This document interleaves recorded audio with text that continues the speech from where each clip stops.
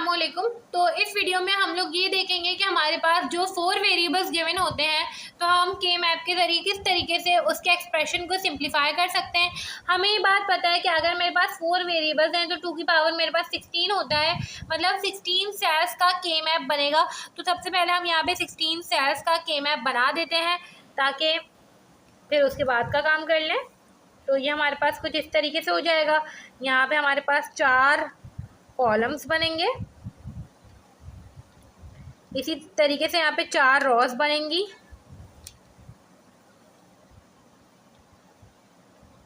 कुछ इस तरीके से, ठीक है। अच्छा, अब देखिए यहाँ पे हमारे पास ए बी सी डी है, तो ए बी, ठीक है, और सी डी। अब आपकी मर्जी है, आप ए बी को इस तरफ लिखते तो ये, या तो सी डी को इस तरफ लिखते, तो मर्जी है। हमें ये बात पता है कि जब 2 इनपुट्स होते हैं तो मेरे पास किस तरीके से नंबरिंग होती है। पहले 0 0 आता है, फिर 0 1 आता है, फिर 1 0 नहीं आता बल्कि 1 1 आता है ग्रे कोड की वजह से। ये चीज़ हमने पिछली वीडियो के अंदर देखी थी। यहाँ भी हमारे पास सेम यही होगा, 0 0, फिर हो जाएगा 0 1, फिर हो जाएगा 1 1 और यहाँ पे हो जाएगा 1 0। अब क्योंकि 3 वेरिएबल्स का के मैप हम लोग पढ़ चुके हैं, हमें ये बात पता है कि हम इसकी नंबरिंग किस तरीके से देते हैं। 0 0 0 0 हमारे पास 0 होता है, 0 0 0 1 हमारे पास 1 होता है, 0 0 1 1 हमारे पास 3 होता है, 0 0 1 0 हमारे पास 2 होता है, 0 1 0 0 हमारे पास 4 होता है, 0 1 0 1 हमारे पास 5 होता है। इसी तरीके से यहाँ पे 7 आ जाएगा, इधर 6 आ जाएगा। आपने नंबरिंग दे देनी है। ऑल्दो के इस क्वेश्चन में हमारे पास नंबरिंग का कोई काम नहीं होगा क्योंकि यहाँ पे टर्म्स तो आपको गिवन नहीं है, मगर जिस सवाल में टर्म्स होंगी तो वहाँ पे आपके पास नंबरिंग का काम होगा, ठीक है। 12 13 15 14, ये हो जाएगा आपके पास 8 9 11 और 10, ठीक है।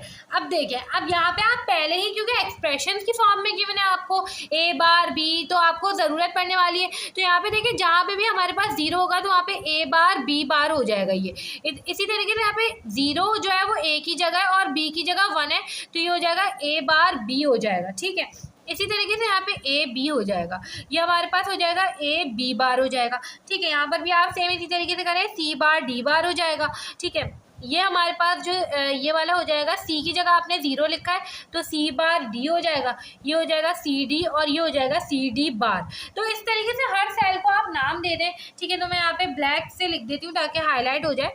ये हो जाएगा हमारे पास ए बार बी बार सी बार डी बार का सेल। इसी तरीके से ये हमारे पास हो जाएगा ए बार बी बार सी बार डी का सेल।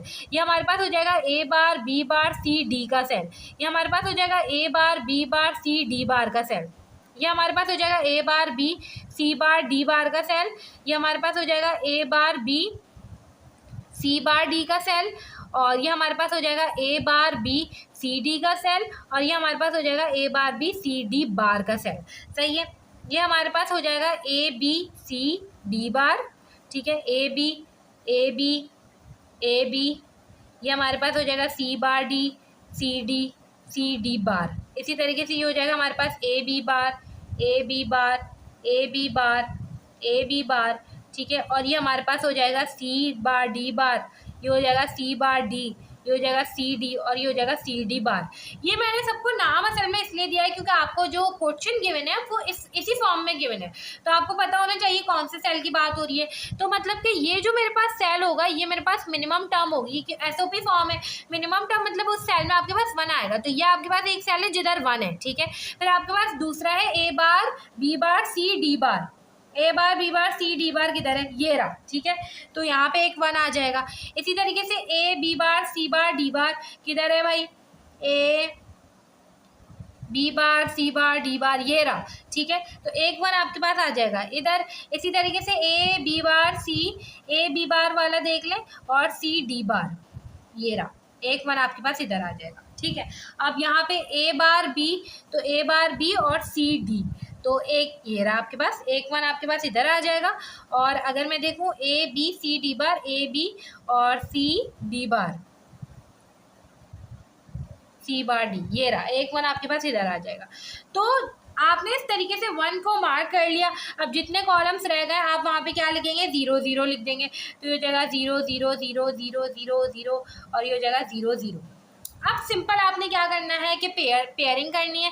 पेयरिंग के लिए मुझे दिख रहा है कि चारों कॉलम में मेरे पास 1 है, तो एक तो मेरे पास ये और ये चारों मिलाकर मेरे पास एक पेयर बन रहा है, ठीक है। उसके बाद 2 1 रह गए। क्रॉस में कभी भी आपके पास पेयर नहीं बनता, अगर ये 1 ऊपर नीचे होते तो पेयर बन जाता, इस तरीके से होते जब भी पेयर बन जाता। तो और कोई पेयर तो यहाँ पे बन नहीं रहा, तो ये 1 अकेला रह गया, ये 1 भी अकेला रह गया, ठीक है। अब सिंपल आपने ये काम देखना है कि ये जो 4 सेल लिखे हुए हैं, जो पेयर बन चुके हैं, इसमें कांस्टेंट चीज़ क्या है, ठीक है। तो कांस्टेंट यहाँ पे देखें तो मेरे पास ए बार, बी बार, सी बार, डी बार है। इधर इधर मेरे पास ए bar, B bar, C, D बार है। तो यहाँ पे सी और सी अलग हो गया, ठीक है। तो ये हो जाएगा ए बी बार, सी बार, डी बार, और ये है मेरे पास A B bar, C, D बार। अगर मैं देखूँ तो यहाँ पे बी बार इधर भी है, इधर भी है, इधर भी है, इधर भी है। एक तो बी बार है और एक डी बार है, 1 2 3 4। बी बार और डी बार इसमें कॉमन है, ठीक है। तो अब मैं सिंपल इसकी सिंप्लीफाइड एक्सप्रेशन लिख रही हूँ। चारों पेयर्स की हेल्प से मैंने देखा कांस्टेंट क्या चीज़ है, बी बार और डी बार। अब जो ये सेल नहीं बन चुके इनका आप ऐसे ही लिख दें, ए बी सी बार डी, और यहाँ पे ए bar B C D, answer. तो ये तरीका होता है आपके पास जब 4 वेरिएबल्स गिवन हो उसके एक्सप्रेशंस को सिंप्लीफाई करने का। देखिए एक दफ़ा आपने 3 वेरिएबल्स का भी सीख लिया है तो आपको तरीका पता चल चुका है, ठीक है। मिनिमम टर्म्स का तो और ईजी है, डायरेक्ट 1 मार्क करें, पेयर बनाए, आपके पास आंसर आ जाएगा, ठीक है। तो अब नेक्स्ट वीडियो से जो आगे का काम होगा हम उसको कंटिन्यू करेंगे।